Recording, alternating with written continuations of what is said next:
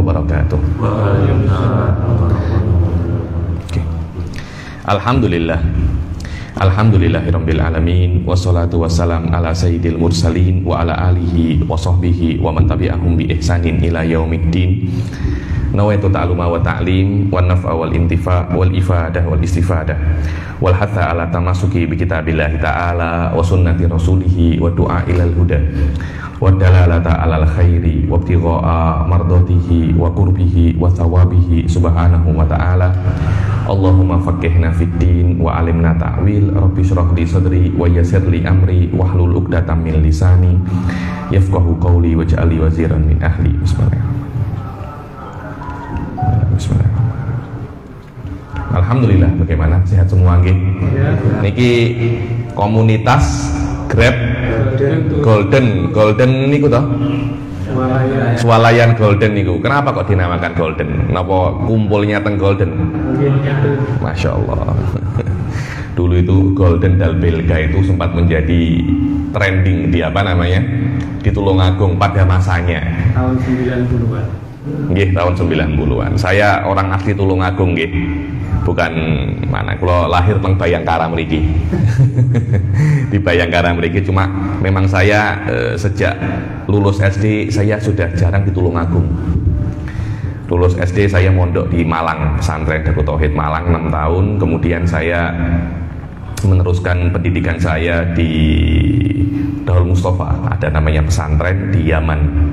Darul Mustafa 1 tahun, kemudian saya meneruskan pendidikan S1 saya di Al-Ahqaf University juga di Hadramut juga. Kemudian saya mendapat beasiswa untuk meneruskan pendidikan di Jordan, di Amman, Jordan. Kemudian mendapatkan lagi beasiswa dari Mesir untuk meneruskan pendidikan PhD S3 di IAUM Malaysia. Pernah dengar nggih? UIA Jakarta, Universitas Islam Antara Bangsa. Bahasa Inggrisnya niku IAUM, International Islam University of Malaysia. Niki sudah napa jenenge? Sudah lulus, tinggal menunggu wisuda mawon. Tinggal menunggu wisuda, dan insya Allah kedepannya berencana untuk stay di Sedayu mriki teng Tulungagung, karena memang apa nggih, sudah lama hilang dari perputaran Tulungagung. Jadi memang di dalam manusia itu dimanapun Anda berada pasti akan rindu dengan tempat kelahiran. Dimanapun Anda berada, walaupun Anda sudah lama di Eropa kah, Anda sudah lama dimanapun, tapi selama Anda lahir di satu tempat di kampung, pasti Anda akan merindukan kampung halaman. Kenapa? Karena di sana itu akan ada banyak sekali memori-memori masa kecil. Sampai-sampai para penyair Arab dulu itu ketika mereka itu ingin membuat syair, di awal-awalnya itu pasti disebutkan namanya atlal. Atlal ini adalah tentang sisa-sisa daripada bangunan-bangunan di kampung halamannya. Jadi ketika bagaimana dia melihat ada gapuro yang sudah rusak, ada apa itu namanya, pohon yang sudah ditebang, semuanya itu mengingatkan dia tentang memori-memori yang dia ingat ketika dia masih pada waktu muda. Alhamdulillah saya diberi kesempatan di sini untuk menyampaikan sedikit tausiah sembari ngabuburit di komunitas Grab Golden ini.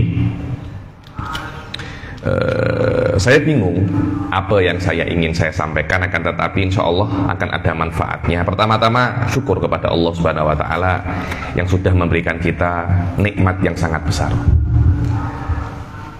Banyak orang-orang itu tidak sadar akan nikmat Allah, terutama penyakit daripada nikmat niku, Mas, Mbak, adalah terbiasa. Kalau orang terbiasa dengan nikmat, dikira itu sudah bukan apa? Nikmat. Jadi hadir majelis taklim itu adalah nikmat yang sangat besar. Hadir majelis-majelis semacam ini adalah nikmat yang sangat besar. Akan tetapi orang itu sering terbiasa untuk itu, dikira hal itu sudah menjadi hal yang biasa. Akhirnya ketika dia biasa, tidak mensyukurinya. Hal ini yang ditakutkan oleh Allah Subhanahu wa Ta'ala, yang oleh Rasulullah Shallallahu Alaihi Wasallam, nanti kalau kita itu terbiasa, Allah Subhanahu Wa Taala itu akan mencabut nikmat daripada diri kita. Dan di antara nikmat-nikmat juga yang kita itu terbiasa untuk mendapatkannya dan membuat kita lupa untuk bersyukur adalah nikmat taufik. Biasanya kalau di ceramah-ceramah itu pasti ada kata-kata taufik dan hidayat. Ya, taufik dan hidayah. Taufik itu adalah nikmat yang sangat besar. Yang mana nikmat taufik ini karena dia sangat besar tidak disebutkan oleh Allah di dalam Al-Quran kecuali hanya satu kali. Wa ma taufiqi illa billah alaihi tawakkaltu wa ilaihi unib. Hanya satu kali saja. Kenapa? Karena mahalnya nikmat taufik ini.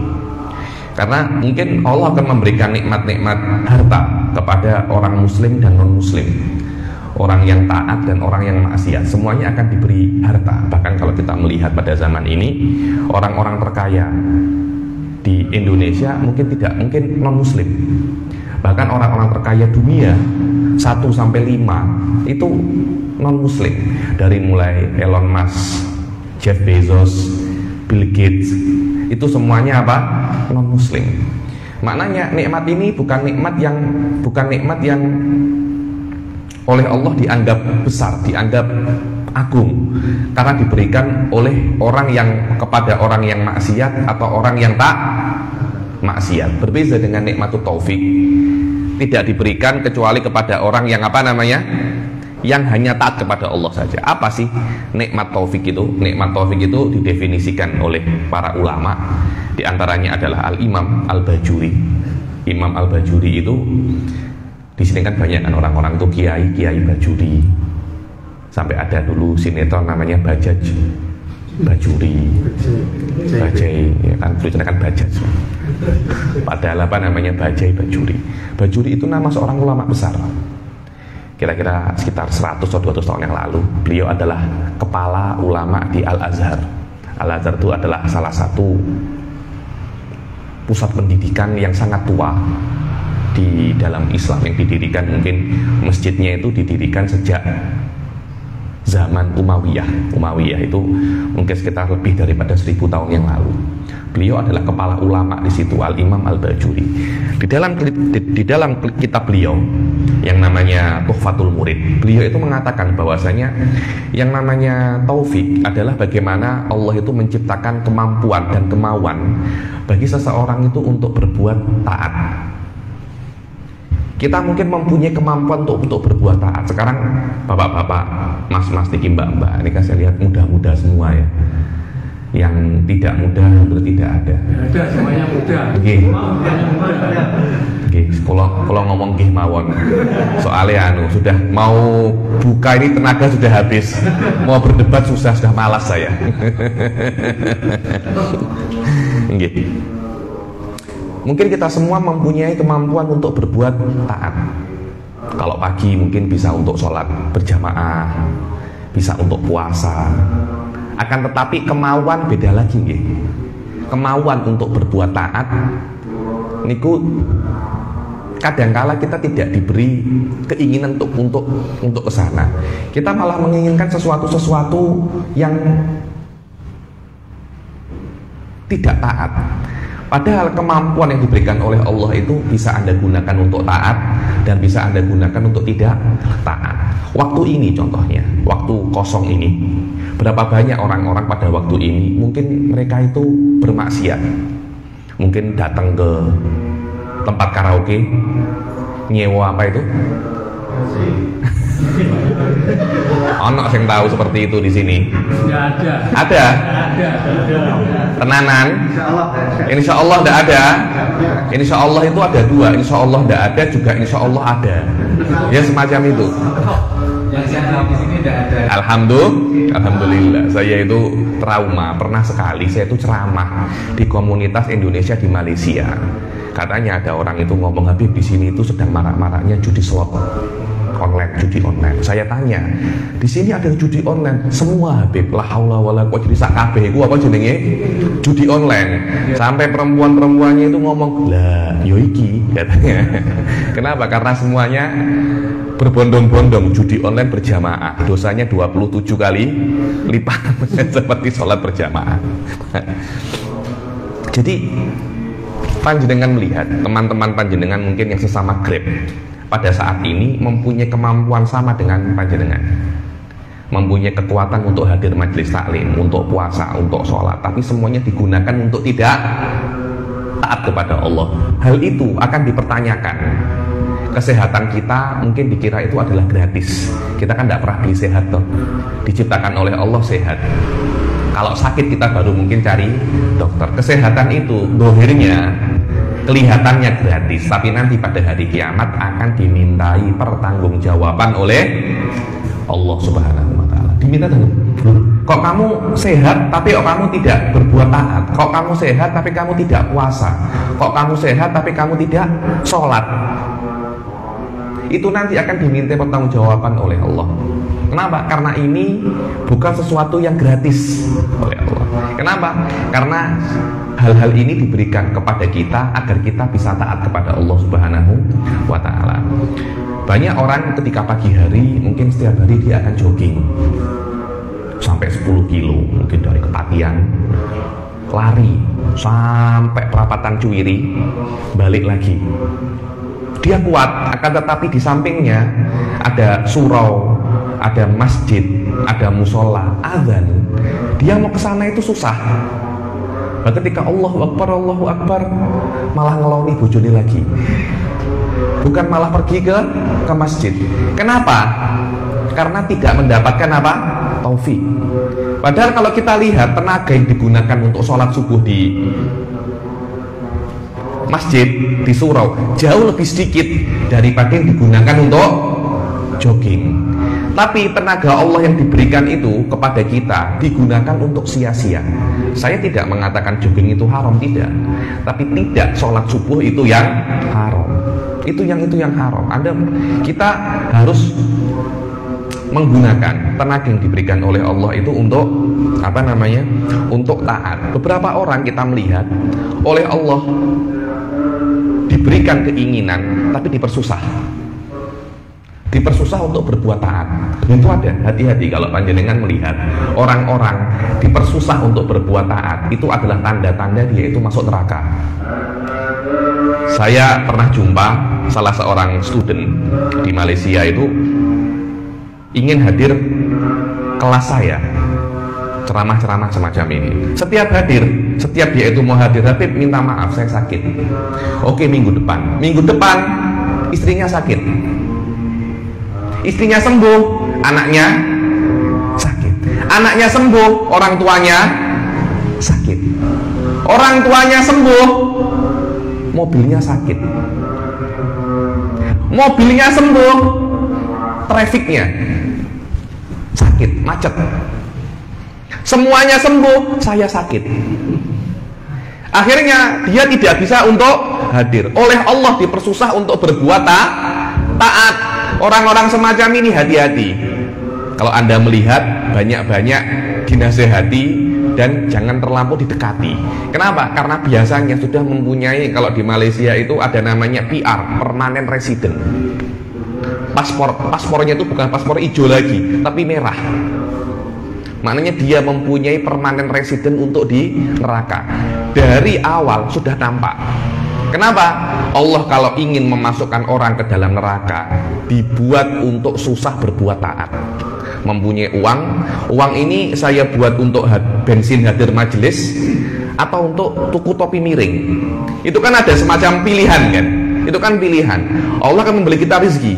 Cara menggunakannya rizki terpulang kepada Anda masing-masing. Bagaimana cara Anda menggunakannya? Kalau Anda gunakan untuk topi miring, ya haram.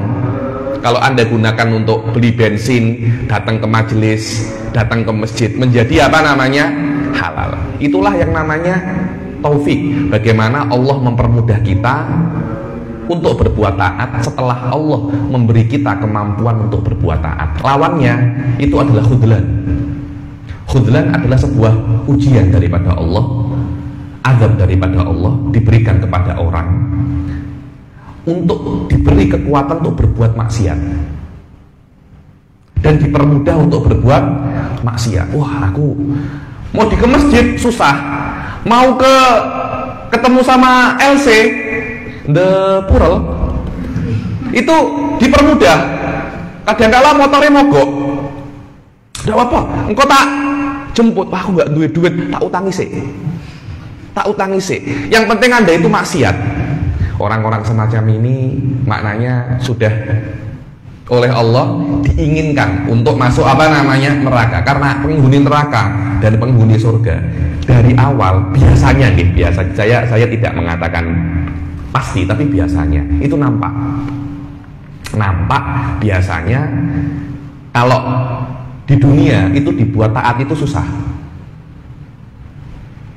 dibuat maksiat sangat mudah sekali. Karena itu guru-guru saya, setiap saya itu meminta doa, Ustaz tolong doakan saya, doanya mereka itu satu, Allah yuwaffiquka, semoga Allah memberimu apa? Taufik. Semoga Allah memberimu taufik, karena kalau ada taufik kita itu akan mudah untuk berbuat taat. Amin amin ya rabbal alamin. Semoga Allah menjadikan kita orang-orang yang mempunyai taufik. Allah Subhanahu wa taala mempunyai nama yang sangat banyak. Jadi di dalam Islam bahkan di dalam bahasa Arab, bahasa Arab itu bukan mesti Islam, karena orang-orang non Muslim pun juga menggunakan bahasa Arab. Di dalam bahasa Arab, nama, semakin banyak nama untuk satu perkara menunjukkan perkara itu sangat mulia atau sangat hebat. Kita lihat hewan, di antara hewan itu dikenal dengan nama raja hutan, atau kita mengenalnya dengan the singo. The singo ini di dalam bahasa Arab mempunyai 200 nama. Ada yang namanya Asad, ada yang namanya Dirgom, ada yang namanya Laith, ada yang namanya Koswaroh. Sampai dalam Al-Quran pun disebutkan Farrat min Koswaroh, ada kata-kata itu dalam Al-Quran itu ada, menunjukkan bahwasanya singa itu mempunyai kemampuan, mempunyai skill di atas hewan-hewan pada umumnya. Allah Subhanahu wa ta'ala juga, karena Allah adalah entitas yang paling mulia dengan makna segala kemuliaan, Allah sudah mendapatkannya sejak zaman azali. Allah mempunyai nama yang sangat banyak, yang kita kenal dengan nama Al-Asma'ul Husna. Walillahil Asma'ul Husna. Allah Subhanahu wa ta'ala mempunyai nama-nama yang baik, yang mana nama-nama yang baik ini menunjukkan tentang kemuliaan Allah Subhanahu wa ta'ala. Di dalam sebuah hadis dikatakan, lillahi tis'atun wa tis'una asman man ahsaha dakhalal jannah. Allah itu mempunyai 99 nama. Barang siapa yang ahsaha, kata-kata ahsaha itu banyak orang mengatakan menghafalnya atau mengetahuinya. Akan tetapi banyak ulama mendefinisikan atau memaknai ahsaha ini dengan makna mengetahui dan mengamalkannya. Barang siapa mengetahui nama-nama Allah yang 99 dan mengamalkannya, maka dia akan masuk surga. Loh, bagaimana cara untuk mengamalkan nama-nama Allah? Apakah cara untuk mengamalkan nama Allah itu dengan Anda itu ada wiritan? Di Malaysia itu ada majelis taklim, namanya Majelis Taklim Asmaul Husna. Saya pernah diundang beberapa kali untuk memberi tausiah. Amalannya itu bagaimana? Amalannya itu Anda mengatakan semacam ini: Ar-Rahman Jalla Jalaluh, Ar-Rahim Jalla Jalaluh, Al-Malik Jalla Jalaluh. Itu adalah bagaimana Anda berzikir Asmaul Husna. Tapi bukan itu maknanya Anda mengamalkan Asmaul Husna. Mengamalkan Asmaul Husna adalah bagaimana Anda itu mempunyai akhlak seperti akhlaknya nama tersebut. Jadi di dalam setiap nama itu ada bagiannya Allah, ada bagiannya manusia. Bagiannya manusia ini membuat kita bisa untuk berakhlak dengan akhlak-akhlak yang baik. Salah satu daripada nama Asmaul Husna itu adalah Al-Kafi. Al-Kafi. Makna Al-Kafi ini adalah yang maha mencukupi. Mungkin di dalam kitab-kitab lain dikatakan Al-Ghani wal Mughni, yang kaya, yang cukup dan membuat hambanya itu cukup.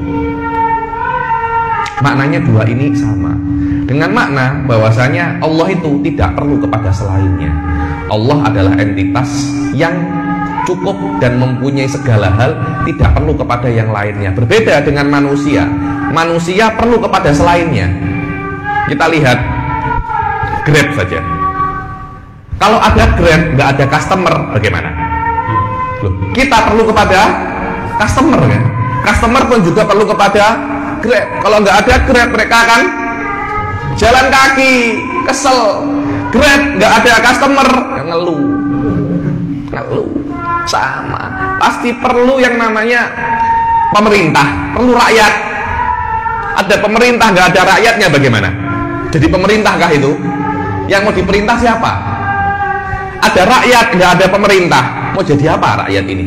Pasti akan apa namanya? Gaduh, pasti akan konflik. Kalau tidak ada pemerintah, pasti ada konflik. Jangankan tidak ada pemerintah, ada beberapa pemerintah loh konflik. Semuanya memerlukan satu sama lain. Allah Subhanahu wa ta'ala tidak memerlukan kepada selainnya. Itulah yang namanya Al-Kafi. Sampai ada qasidah yang mengatakan Allahul Kafi, Rabbunal Kafi, Qasadnal Kafi, Wajadnal Likulin Kafi, Kafanal Kafi. Kenapa? Menunjukkan pentingnya masalah kifayah ini. Mengajarkan kepada kita apa yang kita bisa ambil daripada nama Allah Al-Kafi ini. Yang bisa kita ambil daripada Al-Kafi ini, kita disuruh oleh Allah untuk cukup. Untuk apa namanya? Cukup. Jangan terlalu mencari sesuatu yang berlebihan. Bukan maknanya berlebihan itu haram, tidak. Akan tetapi kalau Anda bisa untuk cukup, selesai. Cukup itulah yang membuat kita itu bisa untuk fokus kepada apa hakikat kita diciptakan di dunia ini, yaitu untuk beribadah kepada Allah. Bayangkan Anda satu hari di Tulungagung ini UMR-nya berapa? 2 juta berapa? 2.200.000. Ya Allah, hitung saja satu orang di Tulungagung untuk hidup perlu 2.500.000. Saya kira itu adalah cukup. Lebih-lebih 3 juta. Akan tetapi kalau sampai Anda mempunyai hasad, saya ingin mencari satu bulannya 200 juta. Loh, itu sudah sampai derajat berlebihan. Loh, bisa. Dan tidak haram. Selama Anda mencarinya dengan cara yang halal ya, bukan dengan korupsi atau dengan sunat anggaran. Nah, itu cara-cara yang tidak halal itu. Selama Anda mencarinya dengan cara yang halal, tidak ada masalah. Kan tetapi itu mempunyai efek. Apa itu? Akan menghabiskan waktu Anda. Ya jelas, waktu yang dibutuhkan untuk mencari 200 juta jauh lebih banyak daripada dibutuhkan untuk mencari 2.500.000. Akhirnya waktu ini terkorbankan. Yang mestinya kita bisa untuk beribadah kepada Allah, kita masih mencari apa namanya? Dunia. Allah cuma meminta Anda untuk sholat 5 waktu dan puasa dan perkara-perkara yang wajib-wajib lainnya. Tidak wajib bagi kita untuk sholat sunnah. Namanya juga sholat sunnah. Sunnah itu adalah dilakukan mendapat pahala, ditinggalkan tidak mendapat dosa. Akan tetapi nanti itu di hari kiamat akan menjadi tabungan Anda yang sangat besar kalau Anda bisa istiqomah di dalam sunnah. Dan itu juga memerlukan waktu. Hal-hal semacam ini memerlukan waktu. Coba kalau Anda setiap bulan menginginkan 200 juta, apakah sempat Anda hadir majelis taklim? Paling-paling hadirnya online. Dalam keadaan di mobil Anda itu maksimal Anda melihat apa namanya? Online. Hadir semacam ini, wallahu a'lam tidak bisa. Karena terlampau apa? Susah. Terlampau, kalau bahasa Inggrisnya pack. Terlampau sibuk, terlampau padat Anda itu. Terlampau padat, jangankan untuk hadir majelis, untuk kumpul sama istri loh, tidak ada. Saya sampai pernah jumpa orang terlampau sibuk, istrinya mau ketemu bikin janji. Istrinya tuh mau ketemu bikin janji. Akhirnya hal-hal semacam itu menjadikan kita untuk beribadah itu susah. Dan inilah yang oleh Imam Ghazali, hal semacam ini yang ditegur. Ini adalah dunia yang madhmumah, yang membuat Anda lalai terhadap Allah, yang membuat Anda merasa diri Anda itu akan hidup lama. Anda kalau melihat orang-orang di Indonesia, tidak ada ya, di negara Konoha. Di negara Konoha itu kalau ada orang-orang yang sangat kaya, dia itu merasa hidupnya akan lama. Dia merasa aku tidak mungkin mati, duitku akeh. Nanti kalau seumpamanya aku sakit, aku akan ke negara yang lain untuk berobat. Mungkin karena di negara Konoha pengobatannya kurang bagus, kebetulan kurang bagus, pergi ke negara yang untuk berobat. Insya Allah saya akan sembuh. Nanti kalau saya mati, saya download. Saya punya jiwa, saya punya memori, saya akan hidup lagi. Loh, ada orang-orang semacam itu tuh ada. Saya sampai pernah baca sebuah artikel, ada orang ingin merubah sebagian tubuhnya itu ke nanoteknologi agar bisa hidup selamanya. Hal-hal semacam ini dikatakan yang namanya tulul amal, panjang angan-angan. Sebab itulah Allah mengatakan kepada kita, ambillah faedah daripada kata-kata Al-Kafi ini, Al-Ghani, Al-Mughni, yang maha cukup. Karena setiap yang di luar daripada kecukupan pasti akan membuat Anda itu susah. Jangankan uang, istri itu loh. Kalau di atas cukup, bukan kurang ya, tapi di atas cukup. Dari jumlah dan kualitas, kuantitas dan kualitas. Itu kalau berlebihan, panjenengan ngeluh. Di sini sudah menikah nggak tetangga? Hah? Ada yang 2 kakak. Ada yang 2 kakak? Masya Allah. Ada yang sudah menikah? Ada yang belum menikah di sini? Hah? Ada sudah sebagian belum. Sebagian ada, sebagian belum. Nggak cepat-cepat menikah. Insya Allah jangan sampai terlambat. Nikmat dunia jangan sampai terlambat. Jadi istri daripada aspek kualitas dan kuantitas itu kalau berlebihan panjenengan susah. Daripada aspek kuantitas yang seharusnya 1 itu cukup bagi Anda ya, sebagian orang tidak cukup 1. Kalau cukupnya 1, Anda nambah sampai 2 kakak, itu akan membuat Anda itu susah. Saya ada satu Habib menikah itu 2. Setiap habis majelis taklim subuh itu rumahnya di sebelah kanan, tapi dia pergi sebelah kiri. Saya cakap, Habib mau kemana? Sudah diam. Saya mau pergi dari jahanam ke jahanam. Ini rumahnya yang pertama itu jahanam, rumah kedua juga jahanam. Karena hari-hari pasti konflik, pasti gaduh, dan laki-laki dihadapkan sehari-hari dengan itu. Daripada aspek kuantitas, kalau Anda melebihi kata cukup, itu bermasalah.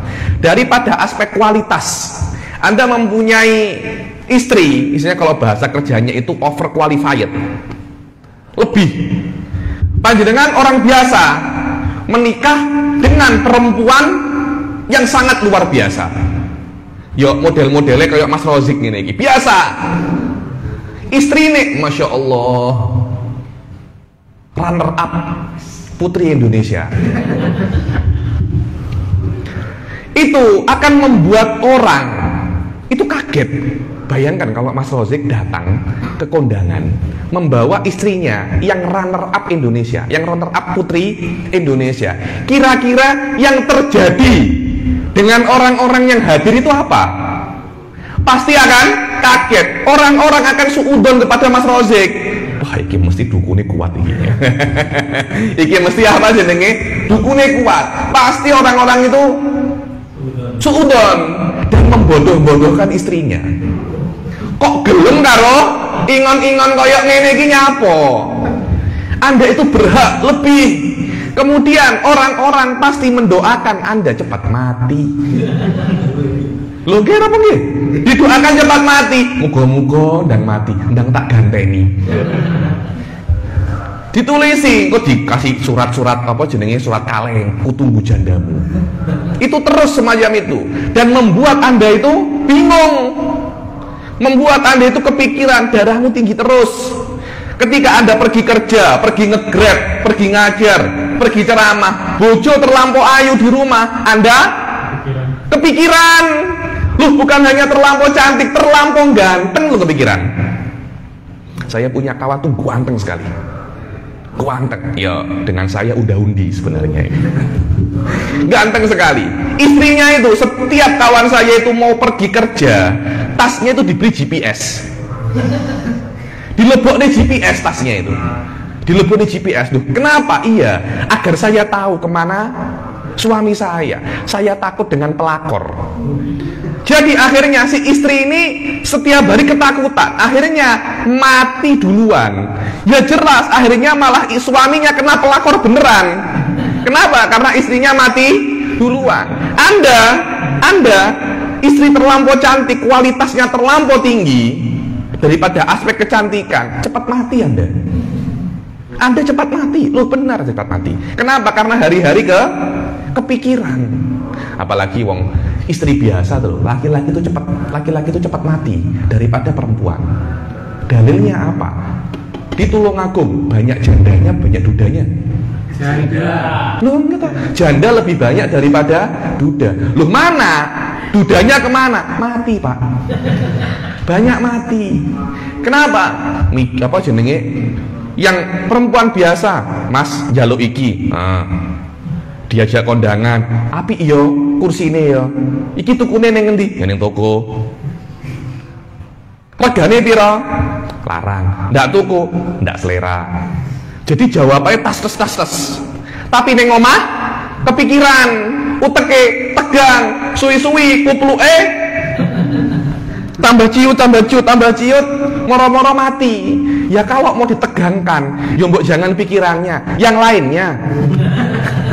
Ditegangkan tuh yang lainnya lombokan. Ya, hah?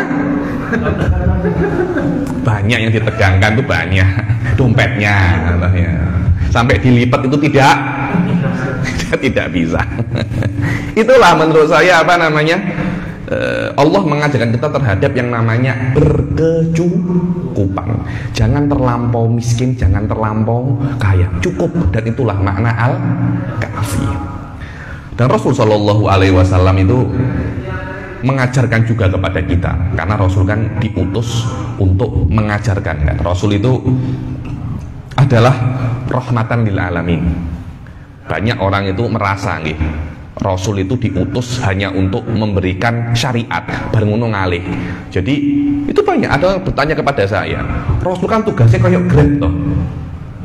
Loh, bagaimana kayak Grab itu? Iya, karena kalau panjenengan ada Grab Food, saya pesan Grab Food, diantar oleh panjenengan. Apakah ketika Anda mengantar makan, saya pesan nasi goreng? Apakah ketika Anda mengantar nasi goreng, Anda akan menjelaskan nasi goreng ini dibuat daripada ini, nanti cara makannya semacam ini? Apakah semacam itu? Kan boten toh. Hanya nasi goreng Anda berikan foto Mas, foto atau tanda tangan, selesai kan? Setelah itu bukan urusan Anda. Banyak orang-orang merasa tugas Rasul semacam itu. Dikira Allah menurunkan syariat, diberikan kepada kita, selesai. Rasul ongkang-ongkang, Rasul tidur. Tidak semacam itu. Rasul diberikan selain untuk memberikan syariat, mengajari manusia. Diajari, manusia itu diajari untuk apa? Untuk menjadi insan yang sempurna. Karena tanpa diajari, manusia itu tidak bisa untuk menjadi sempurna. Saya kira adanya sistem pendidikan daripada PAUD, TK, SD, SMP, SMA, semua itu untuk apa? Untuk menyempurnakan kita kan? Untuk menyempurnakan kita agar Anda itu educated, agar Anda itu terdidik. Karena manusia yang tidak terdidik lebih rendah daripada manusia yang terdidik. Dan itulah cara bagaimana negara menyempurnakan rakyatnya. Allah juga punya cara untuk menyempurnakan rakyat, untuk menyempurnakan makhluknya. Bagaimana? Dengan cara menurunkan syariatnya melewati Rasul. Dan bukan hanya Rasul setelah datang, tidak hanya menyampaikan syariatnya, dididik. Kowe tak ajari carane piye untuk menjadi sempurna. Diajari dengan cara perkataan, ayo buato, tak deloke. Sebagian sahabat ketika sholat didelok, bener apa ora? Ketika poso didelok, bener apa ora? Ketika bekerja dilihat benar atau tidak. Maknanya Rasulullah Shallallahu Alaihi Wasallam mengajarkan manusia untuk menjadi sempurna dengan pituturnya, dengan perkataannya, di atas itu dengan perbuatannya. Sampai di dalam Al-Quran dikatakan laqad kana lakum fi rasulillahi uswatun hasanah. Laqad, wallahi laqad, dibilang di dalam sebuah sumpah, demi Allah, bagi kalian di dalam diri Rasulullah Shallallahu Alaihi Wasallam itu ada suri teladan yang baik di segala aspek. Maknanya apapun yang dilakukan oleh Rasulullah bisa Anda contoh. Karena Rasulullah tidak mungkin melakukan sesuatu yang haram, tidak mungkin ketika masa kecil atau masa besar. Karena itu kalau ada orang mengatakan Rasulullah itu pernah nyolong jambu, itu salah. Tidak ada. Karena kalau Rasulullah itu pernah nyolong jambu, niscaya nyolong jambu itu menjadi sunnah. Karena apapun yang dilakukan oleh Rasulullah menjadi sunnah. Menggembala kambing, sampai itu saya itu melihat ada sebuah hadis mengatakan bahwasanya tentang afdoliyatul tentang faedah atau pahala bekerja. Kita semua bekerja kan. Grab juga sebuah pekerjaan kan. Ini Ustadz Rozik Mopol juga sebuah pekerjaan kan. Ada sebuah hadis itu mengatakan bahwasanya ma ba'atsallahu nabiyyan illa ra'iyal aghnam. Tidak ada, Allah tidak akan mengutus satu nabi pun kecuali menggembala kambing. Para sahabat tanya, "Ya Rasulullah, lah awakmu piye?" "Oh iya, aku dulu menggembala kambing. Aku disewa untuk menggembala kambing. Kambingnya ahli Mekah ala qororit." Qororit itu sebagian daripada dinar. Dulu itu kan mata uang kan, bukan rupiah dan ringgit atau rupiah dan dolar kan. Itu kan masih baru-baru saja. 100 tahun yang lalu mata uang itu masih berupa emas dan perak. Dinar adalah koin emas. Jadi kalau koin emas ya bunder gini, Anda potong setengah-setengah, masih emas kan? Masih emas, masih berharga. Jadi 1 dinar emas itu beratnya 4,25 gram. Anda potong setengah-setengah, ya masih emas. Tapi ada 1.000, Anda gunting loro, oh 50.000, semacam itu. Anda 1.000 Anda gunting loro, tidak ada harganya. Rasulullah dijanjikan nilai, awakmu menggembala kambingku, nanti aku akan beri sebagian daripada dinar. Itu menunjukkan bahwasanya Rasulullah itu bekerja. Ketika Rasulullah Shallallahu Alaihi Wasallam itu remaja sebelum menikah, beliau itu diminta untuk mudorobah. Mudorobah itu aku duwe modal, awakmu ndak duwe modal loh. Kowe tak kei modal kerja. Engko 50-50 atau 30-70 terpulang kepada kesepakatan. Oke, Rasulullah diberi uang oleh Sayyidah Khadijah untuk bekerja, untuk mengekspor impor barang-barang Mekah ke daerah Suriah dan daerah Yaman. Daerah Suriah dan daerah Yaman ketika itu menunjukkan bahwasanya Rasulullah itu bekerja. Dan banyak orang-orang itu bertanya kepada saya, "Habib, apakah Ustadz semacam Habib ini tidak bekerja?" Oh tidak.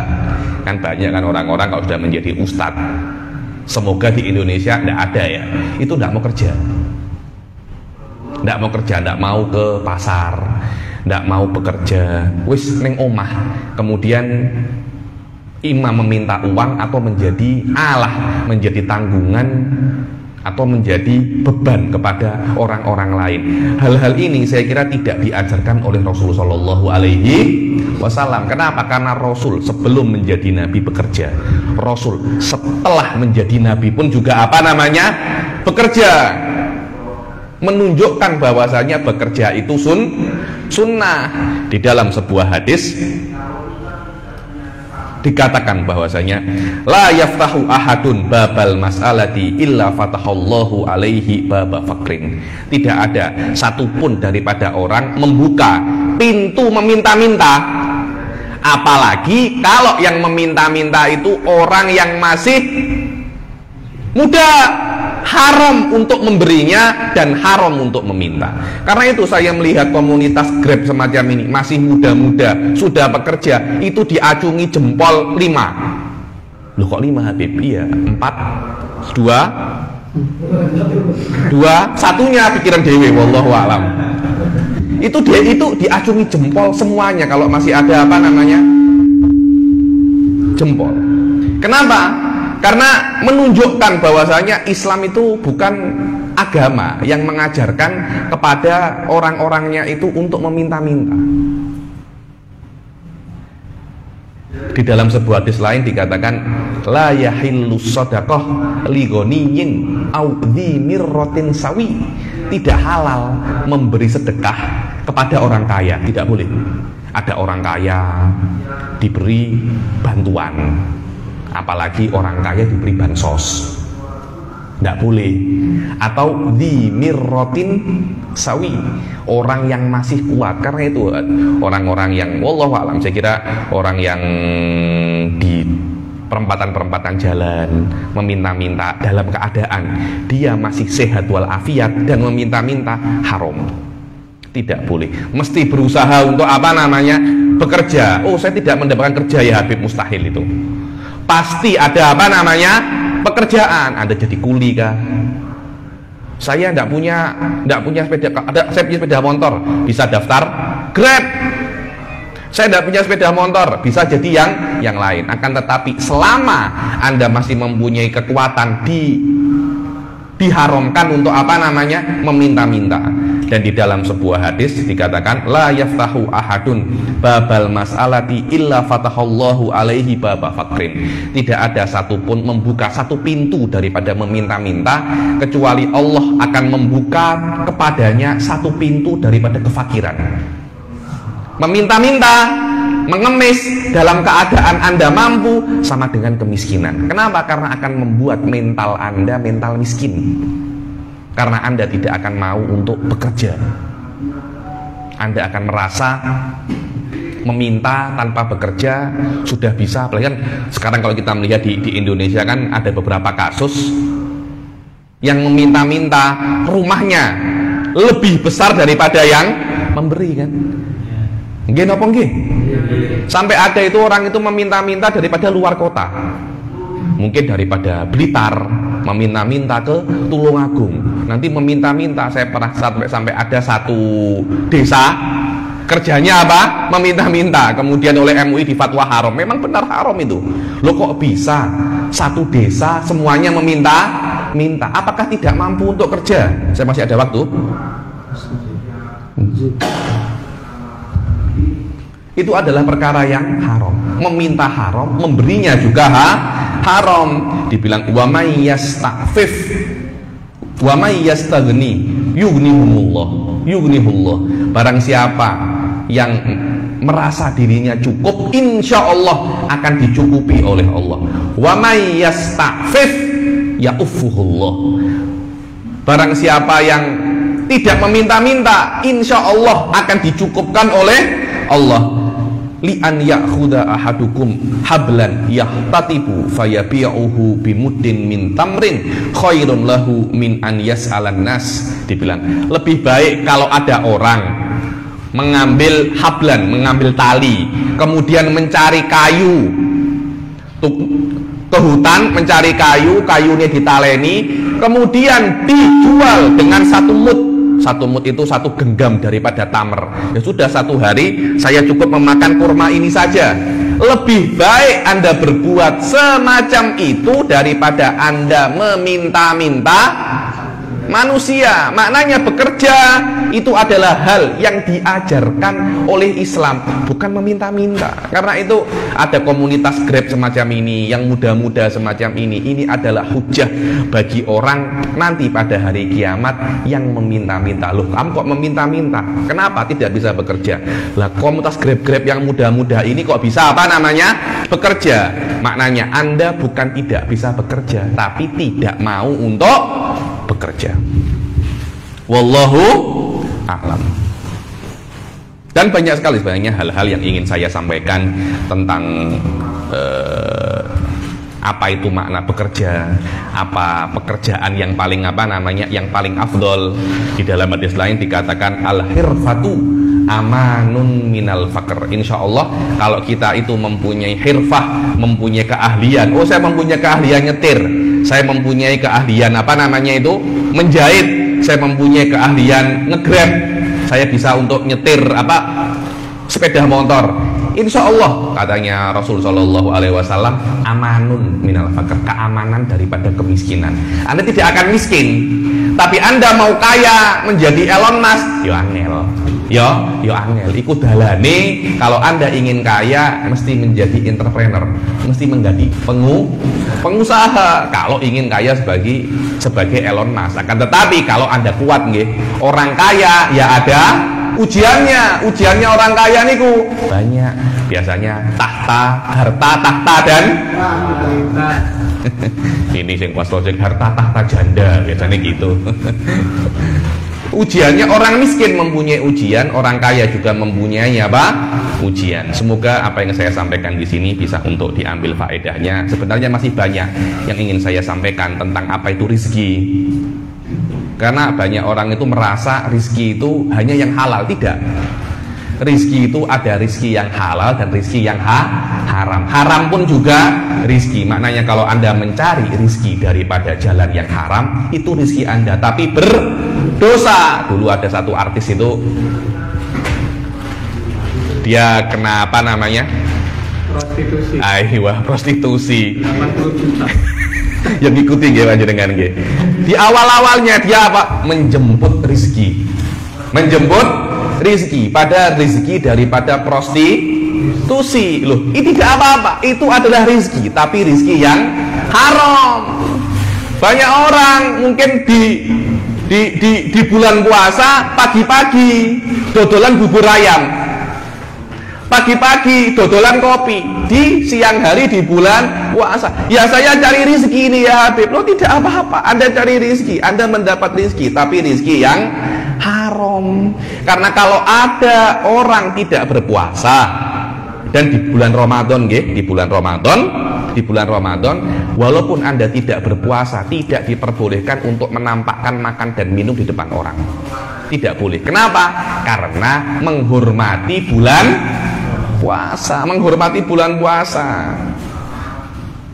Banyak orang saya lihat di bulan-bulan Ramadan ini tidak menghormati bulan Ramadan, makan dan minum di depan orang-orang yang berpuasa. Memang secara kriminal bukan perkara yang kriminal, tapi apakah kita tanya kepada diri kita sendiri, apakah hal itu adalah hal yang layak? Di atas itu, apakah hal itu adalah hal yang halal? Adalah hal yang halal. Wallahu a'lam yani. Semoga Allah Subhanahu wa taala menjadikan kita orang-orang yang bisa untuk terus mendapatkan rezeki yang halal. Menjadikan kita orang-orang yang terus diberi kesehatan agar bisa untuk bekerja, dan semoga pekerjaan kita dijadikan pekerjaan-pekerjaan yang halal. Kita tidak pernah meminta orang, bahkan kita bisa untuk memberi kepada orang. Dan semoga komunitas Grab Golden Tulungagung ini dijadikan komunitas yang thayyibah wa rabbun ghafur, dan semoga komunitas ini terus istiqomah di dalam di dalam kebaikan, terus istiqomah di dalam majelis taklim, dan semoga kita semua diberi hidayah dan taufiknya untuk terus bisa melakukan perintah-perintah Allah, dan yang paling penting diberikan meninggal dalam keadaan husnul khotimah. Amin amin ya rabbal alamin. Allahumma ja'al hadzal jam'a jam'an marhuma wa tafarruqana min ba'dihi tafarruqan ma'suma wa la taj'al fina wa la minna syakiyan wa la mahruma.